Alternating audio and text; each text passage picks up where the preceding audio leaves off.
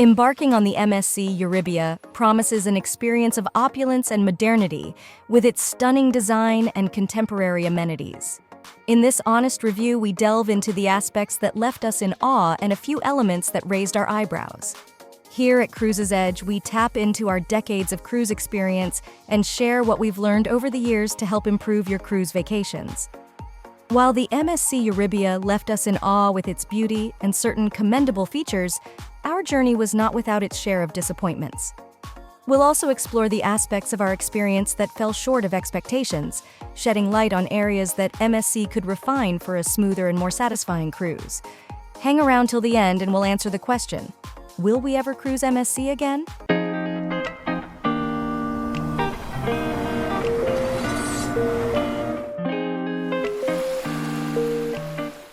Let's get into it. First up, the ship's appearance. Undoubtedly, the MSC EURIBIA is a visual delight. As one of MSC's newest additions, the ship boasts a layout and design that reflects the cruise line's commitment to excellence. Stepping aboard, passengers are greeted with a feast for the eyes, from modern amenities to the pièce de résistance, the Swarovski crystal staircases. The attention to detail in the ship's aesthetic is nothing short of impressive.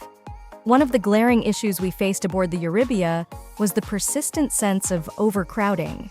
Indoor areas, including dining spaces, often felt congested, leading to a less than optimal cruise experience.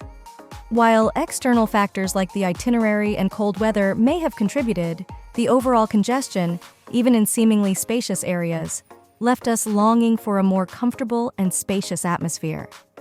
I wonder if a Caribbean cruise on one of MSC's comparable ships would prove to be any different. Another thing we found good is the marketplace buffet table service. This one was a double-edged sword.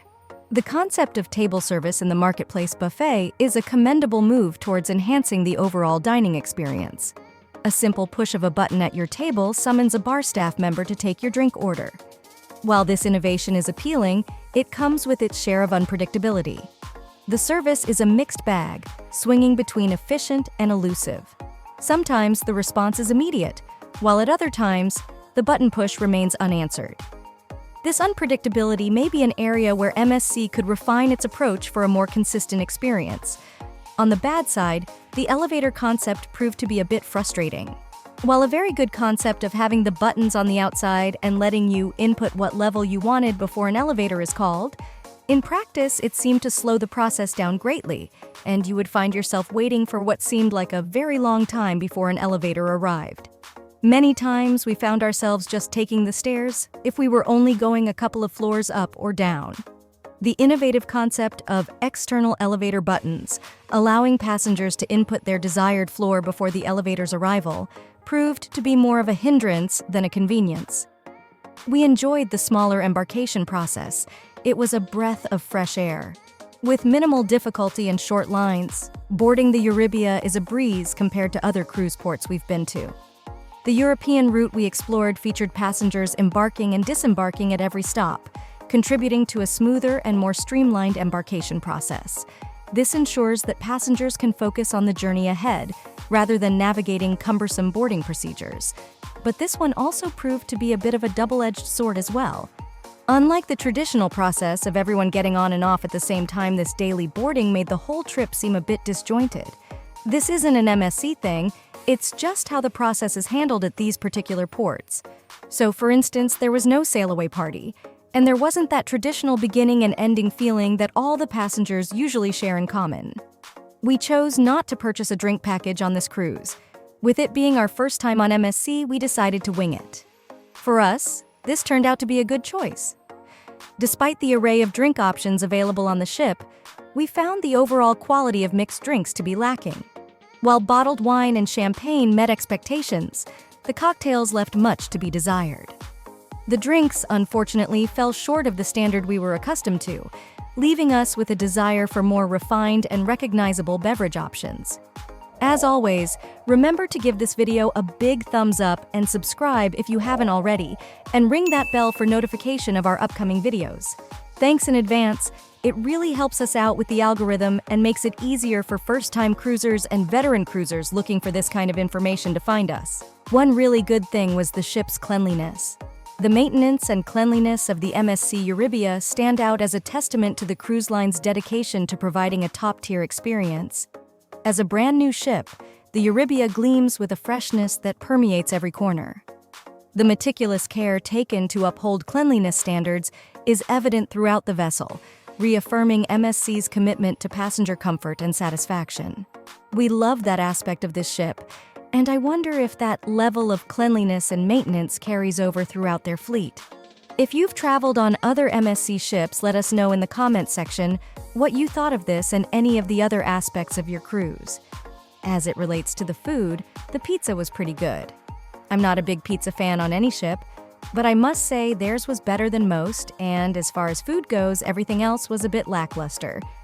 We had a couple of items in the main dining room that were okay in the week that we were there, but that was about it. The food experience, unfortunately, left a somewhat lackluster impression, urging MSC to consider a more diverse and flavorful menu. We did enjoy the specialty restaurants. A particular favorite of mine was Hola Mexican. The food was very good, and the menu had many options. And as a review of the customer service on the ship as a whole, I have to say, service was a bit of an issue. Our cabin steward was attentive and very nice, and overall the crew worked very hard, and the poor service we received could be because it's a newer ship and they're still working the kinks out. But that was an area we felt needed a little improvement. We had our cruise come to an abrupt and early end, and the messaging about what we needed to do was different, depending on who you spoke to. It was very disheartening. We've put together a video about that experience. Be on the lookout for that one. So to end on a positive note, we liked their indoor pool. The indoor pool area on the EURIBIA is a true highlight. Unquestionably one of the largest in scale, the pool area spans 2 floors and is accompanied by a generous seating area and a well-appointed bar. This indoor oasis offers passengers a serene escape from the elements, allowing them to unwind and enjoy the journey, regardless of the weather outside. With the colder weather on our itinerary, this was a very nice addition. In the grand tapestry of cruise experiences, the MSC EURIBIA weaves a story of grandeur, innovation, and attention to detail. As we sail through the highs and lows of the MSC EURIBIA experience, it becomes evident that even a ship of such grandeur is not immune to its fair share of challenges. Our hope is that this honest critique serves as constructive feedback, prompting MSC to address these areas and refine their offerings. Despite the setbacks, the EURIBIA's potential shines through, and with careful consideration of passenger feedback, MSC has the opportunity to elevate the cruise experience to new heights. So, will we cruise MSC again? Well, yes, we will be booking a cruise on one of their ships with a Caribbean itinerary to see what the differences will be. Thanks for watching The Cruiser's Edge. Our goal is to help keep you informed and up to date on all things cruising, giving you an edge on cruising. If there's a video topic you'd like for us to cover, be sure to let us know in the comments section.